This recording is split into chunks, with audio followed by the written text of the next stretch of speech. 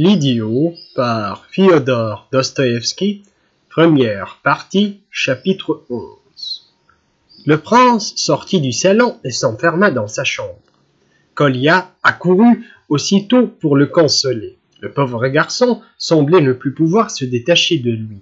« Vous avez bien fait de vous en aller, dit-il, car le tapage va reprendre là-bas de plus belle. Tous les jours, c'est chez nous la même chose et c'est cette Nastasie Philippovna qui est la cause de tout. Il y a chez vous beaucoup de souffrances accumulées, Kolya, fit observer le prince. Oui, beaucoup, pour ce qui est de nous. Il n'y a rien à dire. Nous avons tous les torts, mais j'ai un grand ami qui, lui, est encore plus malheureux. Voulez-vous que je vous fasse faire sa connaissance? Bien volontiers. C'est un de vos camarades? Oui, à peu près. Je vous expliquerai tout cela plus tard. Mais Nastasie Philippovna est une beauté. Qu'en pensez-vous? Je ne l'avais jamais vue jusqu'à présent, et cependant, j'avais tout fait pour la voir. Elle est tout simplement éblouissante. Je pardonnerais tout à Gania s'il l'épousait par amour. Mais il se fait donner de l'argent. Pourquoi cela? Là est le mal. Oui, votre frère ne me plaît guère. Je le crois de reste. Après ce qui vous est... Voulez-vous que je vous dise? Il y a un genre de préjugé que je ne puis souffrir. Il suffit qu'un fou, un imbécile ou même un malfaiteur en délire applique un soufflet à un homme pour que celui-ci soit déshonoré pour toute sa vie et ne puisse laver cette tache que dans le sang, à moins que son insulteur ne lui demande pardon à genoux. À mon sens, c'est de l'absurdité et du despotisme. C'est le thème d'un drame de Lermontov, le bal masqué, drame que je trouve stupide, ou plus exactement contre nature. Il est vrai que c'est une œuvre d'extrême jeunesse. Votre sœur m'a beaucoup plu. Comme elle a craché au mufle de Gania, Barbe est une gaillarde. Si vous ne l'avez pas imitée, je suis bien sûr que ce n'est pas manque d'audace, mais la voici elle-même. Quand on part du loup, on en voit la queue. Je savais qu'elle viendrait, elle a le cœur noble, bien qu'elle ait aussi ses défauts. Tu n'as rien à faire ici, recommença par gronder Barbe. Va retrouver le père. Il vous ennuie, prince? Pas du tout, au contraire. Allons, voilà encore mon aîné qui s'emporte, c'est là son vilain côté. À propos, je pensais que le père partirait avec Rogojine. Il est probable qu'il regrette à présent de ne pas l'avoir fait. Il serait bon que j'aille voir ce qu'il advient de lui, ajouta Kolya, qui prit la porte. Dieu merci, j'ai emmené la mère et je l'ai couchée. Il n'y a plus eu de nouvel éclat. Gania est confus et tout soucieux. Il y a de quoi, quelle leçon! Je suis venu pour vous remercier encore une fois, prince, pour vous demander si vous connaissiez Nastasie Philippovna avant la rencontre d'aujourd'hui. Non, je ne la connaissais pas. Alors, comment avez-vous pu lui dire en face qu'elle n'était pas réellement ce qu'elle paraissait? Vous semblez d'ailleurs avoir deviné juste. Il se peut en effet qu'elle ne soit pas ce qu'elle paraît. En surplus, je n'arrive pas à la comprendre. Ce qui est certain, c'est que son intention était de nous offenser. Rien de plus clair. Déjà auparavant, j'avais entendu raconter bien des choses étranges sur elle. Mais si elle venait nous inviter, quelle raison a-t-elle eu de se comporter de la sorte envers maman? Titsil, qui la connaît à merveille, avoue qu'il n'a rien pu comprendre à sa conduite tout à l'heure. Et son attitude à l'égard de Rogojine? Quand on se respecte, on ne se permet pas un pareil langage dans la maison de son... Maman est également très inquiète à votre sujet. Je n'ai rien, dit le prince avec un geste évasif. Et comme elle s'est montrée docile avec vous? Docile en quoi? Vous lui avez dit que son attitude était honteuse, et elle en a aussitôt changé. Vous avez de l'ascendant sur elle, prince, ajouta Barbe avec un sourire discret. La porte s'ouvrit et Gania apparut de la façon la plus inopinée. En voyant sa sœur, il ne se décontenança pas. Après un court arrêt sur le seuil de la pièce, il s'avança résolument vers le prince. « Prince !» dit-il avec vivacité et sous l'empire d'une forte émotion. « J'ai agi lâchement, excusez-moi, mon bien cher ami. » Ces traits exprimés une profonde douleur. Le prince le regardait surpris et ne répondit pas sur le champ. « Eh bien, pardonnez, pardonnez donc !» implora Gania d'un ton impatient. « Allons, si vous voulez, je vais vous baiser la main. » Le prince était bouleversé. Sans dire mot, il ouvrit ses bras à Gania. Tous deux s'embrassèrent sincèrement. « Je n'aurais jamais cru que vous auriez ce bon mouvement, fit enfin le prince en respirant avec peine. Moi, incapable de reconnaître mes torts, et je pris tout à l'heure que vous étiez un idiot. Vous remarquez ce que les autres ne remarquent jamais. On aurait pu converser avec vous, mais il est préférable de s'en abstenir. Il y a une autre personne devant laquelle vous devez faire votre mea culpa, dit le prince en montrant Barbe.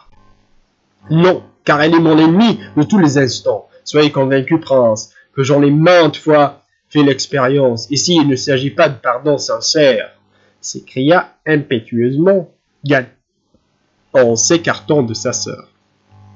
Eh bien, je te pardonnerai, dit brusquement Barbe. Et tu iras ce soir chez Nastasie Philippovna? J'irai si tu l'exiges, mais jugeant toi-même, ai-je maintenant la moindre possibilité d'y paraître? Elle n'est pas ce que l'on croit. Tu vois quelle énigme elle pose. C'est une femme qui se complaît autour de Passe-Passe, dit Gania dans un ricanement. Je sais bien qu'elle n'est pas ce que l'on croit. Je sais aussi qu'elle recourra à des tours de Passe-Passe. Mais lesquels? Et puis, Gania, vois pour qui elle te prend. Il est vrai qu'elle a baisé la main de maman, tour de Passe-Passe si tu veux, et avec cela, elle s'est moquée de toi. Crois-moi, mon frère, 75 000 roubles ne valent pas ces humiliations. Je te parle ainsi parce que je te sais encore accessible aux sentiments nobles. Allons, n'y va pas non plus, toi, prends garde, cela ne peut que mal tourner. Ayant proféré ces paroles, Barbe, tout émue, sortit rapidement de la chambre.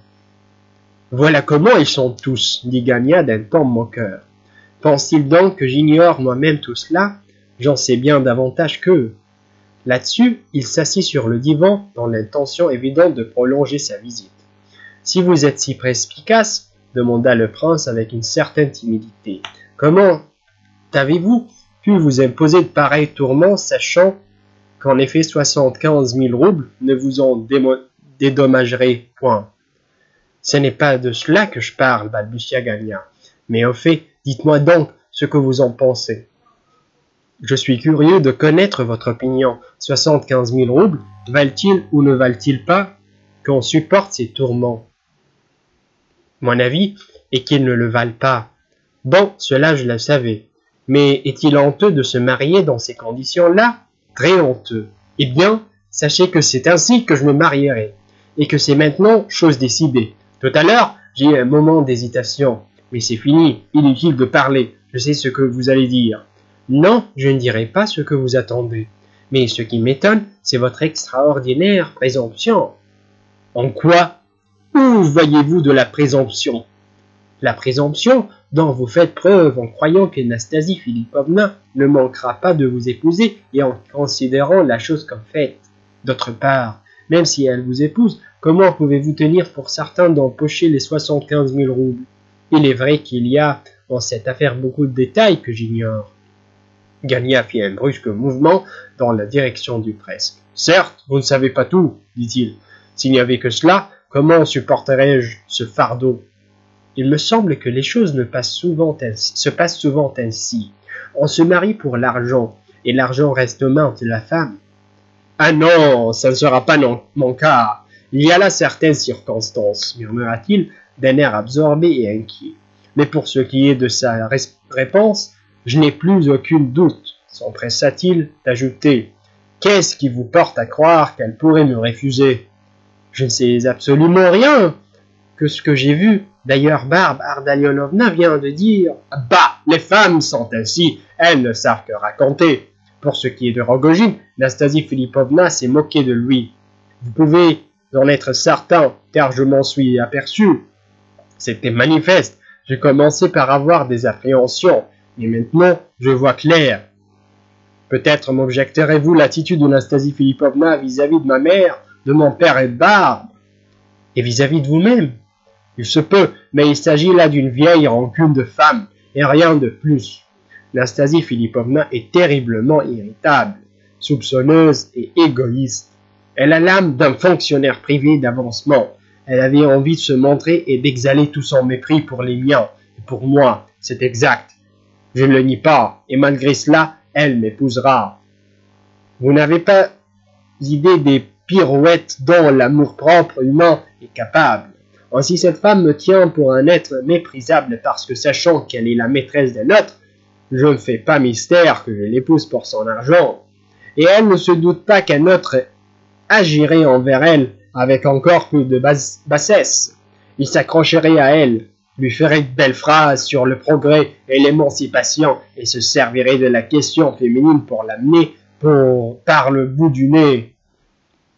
Il ferait croire avec quelle facilité à cette vaniteuse pécore qu'il ne l'épouse que pour sa noblesse de cœur et pour son infortune, alors qu'en réalité il n'en aurait qu'à son argent. Si je lui déplais, c'est que je me refuse à faire des simagrées. Avec elle, c'est ce qu'il faudrait. Mais elle-même, que fait-elle d'autre, puisqu'elle joue cette comédie? Pourquoi me méprise-t-elle? Parce que moi, je ne plie pas et fais preuve de fierté. Eh bien, nous verrons. Ne l'auriez-vous pas aimé avant cela? Oui, au commencement, mais en voilà assez. Il y a des femmes qui ne peuvent être que des maîtresses. Je ne veux pas dire qu'elle ait été la mienne. Si elle veut vivre en paix, je vivrai en paix. Si elle se rebelle, je la lâcherai immédiatement et je mettrai la main sur l'argent. Je ne veux pas être ridicule, c'est la première de mes préoccupations. Il me semble pourtant que Nastasie Philippovna est intelligente, observa prudemment le prince. Pourquoi, pressentant ses misères, tombera-t-elle dans le piège? Elle pourrait faire un autre mariage, c'est là ce qui m'étonne. C'est que là aussi il y a un calcul, vous ne savez pas tout, prince. Ici, en outre, elle est convaincue que je l'aime à la folie. Je vous le jure, et savez-vous, je soupçonne fortement qu'elle m'aime à sa manière, naturellement. Vous connaissez le proverbe qui aime bien châtie bien.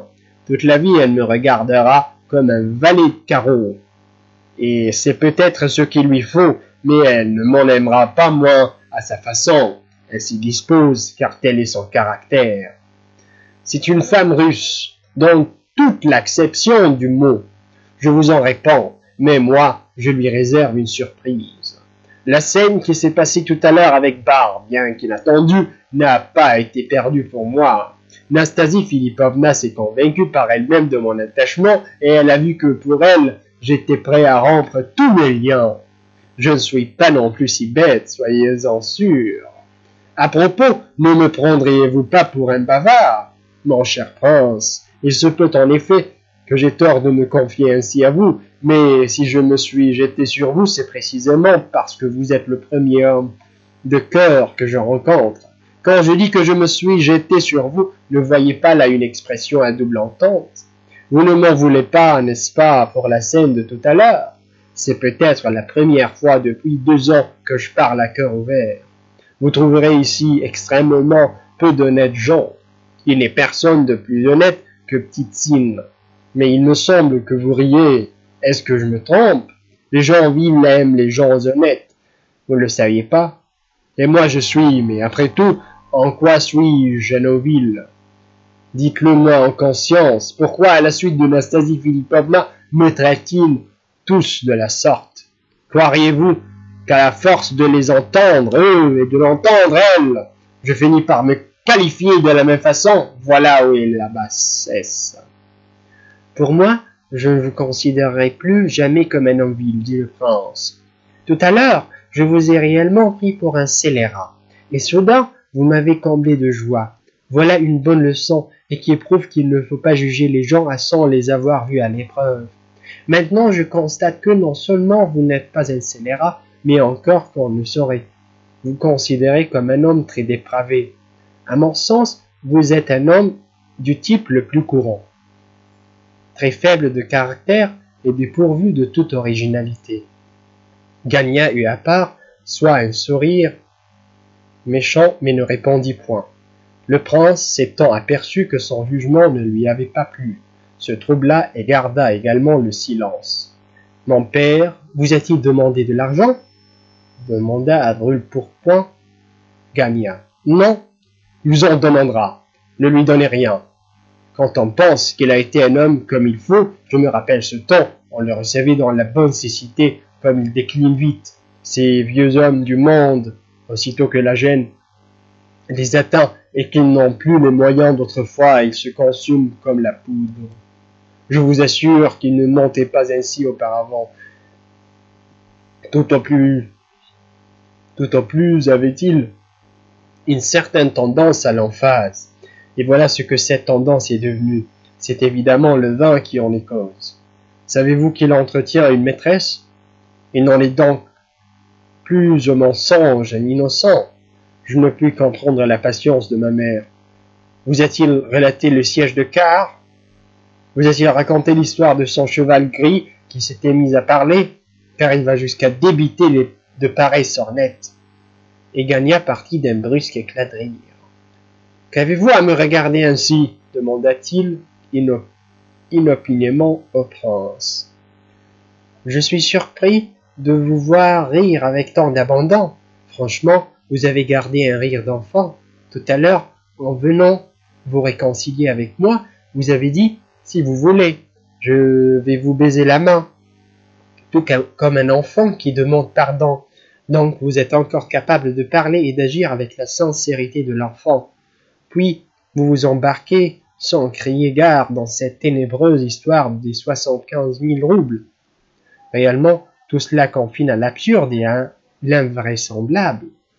À quelle conclusion voulez-vous en venir? À celle-ci. Vous vous engagez trop à la légère et vous feriez bien de vous montrer plus circonspect. Barbe Ardalionovna est peut-être dans le vrai lorsqu'elle vous sermonne. Ah oui, la morale, je sais très bien que je suis encore un gamin, repartit Gagna avec fougue. Et la preuve? Avec fougue. Et la preuve, c'est que je tiens avec vous pareille conversation. Mais prince, ce n'est nullement par calcul que je me plonge dans ces ténèbres, continua-t-il sur le ton d'un jeune homme blessé dans son amour-propre. Si j'agissais par calcul, je me tromperais sûrement, car je suis encore faible de tête et de caractère. C'est la passion qui m'entraîne, et elle m'entraîne vers un but qui, pour moi, est capital. Vous vous figurez qu'en possession des 75 000 roubles, je m'empresserai de rouler carrosse. Eh bien non, j'achèverai d'user la vieille redingote que je porte depuis 3 ans, et je romprai toutes mes relations de cercle. Dans notre pays, bien que tout le monde ait une âme d'usurier, bien on peut suivre leurs lignes sans dévier. Moi, je ne dévierai pas. L'essentiel est de tenir jusqu'au bout. À 17 ans, Pitzil dormait à la Belle Étoile et vendait ses canifs. Il avait commencé avec un kopek. Maintenant, il est à la tête de 60 000 roubles. Mais au prix de quelle gymnastique? C'est précisément pour m'épargner cette gymnastique que je veux me mettre en train avec un capital. Dans 15 ans, on dira, voilà Evolgin, le roi des Juifs. Vous me dites que je suis un homme sans originalité? Remarquez, mon cher prince, que pour les gens de notre temps et de notre race, il n'y a rien de plus blessant que de s'entendre taxer de manque d'originalité, de faiblesse et de caractère, d'absence de talent particulier et de vulgarité. Vous ne m'avez pas même fait l'honneur de me mettre au rang des gredins achevés, et voyez-vous, c'est pour cela que tout à l'heure je voulais vous dévorer. Vous m'avez offensé plus cruellement que ne l'a fait Epanchin quand il m'a cru capable de lui vendre ma femme. Supposition toute naïve, puisqu'il n'y a eu de sa part ni sondage ni tentative de séduction. Mon cher, ici, m'exaspère depuis longtemps et c'est pour cela qu'il me faut de l'argent. Quand j'en aurai, sachez que je serai un homme de la plus grande originalité. Ce qu'il y a de plus vil et de plus odieux dans l'argent, c'est qu'il confère même des talents. Il en sera ainsi jusqu'à la consommation des siècles. Vous me direz que tout cela est de l'enfantillage ou peut-être de la poésie, soit. Ce n'en sera que plus gai pour moi, mais je tiendrai bon. J'irai jusqu'au bout. Rira bien qui rira le dernier. Pourquoi les pentules m'offensent-ils ainsi? Est-ce par animosité? pas le moins du monde. C'est tout simplement parce que je suis trop insignifiant. Mais quand j'aurai réussi cependant, en voilà assez. Il est l'heure, Kolya a déjà mis 2 fois le nez à la porte. C'est pour vous dire d'aller dîner. Moi je sors, je viendrai vous voir de temps à autre. Vous ne serez pas mal chez nous. On vous traiterait maintenant comme un membre de la famille. Prenez garde à ne pas me trahir. J'ai l'impression que nous serons, vous et moi, des amis ou des ennemis. Dites-moi, prince, si je vous avais baisé la main comme j'avais sincèrement l'intention de le faire tout à l'heure, ne pensez-vous pas que je serais devenu ensuite votre ennemi? Cela ne fait pas de doute, mais pas pour toujours, car vous n'auriez pas eu la force de persévérer, et vous m'auriez pardonné, dit le prince en riant après un moment de réflexion. Avec vous, il faut avoir la puce à l'oreille. Il y a dans votre réflexion même une pointe de venin. Qui sait, vous êtes peut-être mon ennemi. À propos, j'ai oublié de vous poser une question. Me suis-je trompé en observant qu'Anastasie Philippovna vous plaisait beaucoup? Oui, elle me plaît. Êtes-vous amoureux d'elle? Non. Cependant, vous êtes devenu tout rouge et vous avez pris un air malheureux. C'est bon, je ne vous taquinerai pas. Au revoir. Mais sachez que cette femme est vertueuse. Pouvez-vous le croire? Vous pensez qu'elle vit avec ce Totski? Pas du tout. Il y a longtemps que leurs rapports ont cessé. Et avez-vous remarqué comme elle est parfois mal à l'aise? Il y a eu tout à l'heure des instants où elle se troublait. C'est la vérité. Et voilà le genre de femme qui aime à dominer. Allons, adieu!